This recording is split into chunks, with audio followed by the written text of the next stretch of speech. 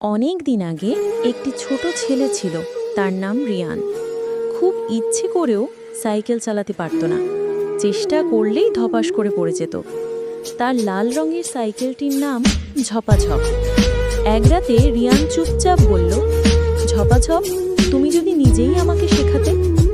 হঠাৎ সাইকেলটি টিং করে উঠল, মিষ্টি স্বরে বলল, চলো আমরা একসাথে পারব। পরদিন সকালে রিয়ান শুধু হ্যান্ডেল ধরল, ঝপাঝপ ধীরে ধীরে এগোলো, বাতাস চুলে লাগলো, আর রিয়ান বুঝল সে আর পড়ে যাচ্ছে না। ঠিক তখনই রাস্তার মাঝে একটি ছোট বাচ্চা পড়ে গেল। রিয়ান ভয় পেল। ঝপাঝপ বলল, ভয়ের সামনে দাঁড়ালেই সাহস জন্মায়। রিয়ান ব্রেক করল, মোড় নিল। বাচ্চাটি হাসতে হাসতে বলল, ভাইয়া তুমি বীর।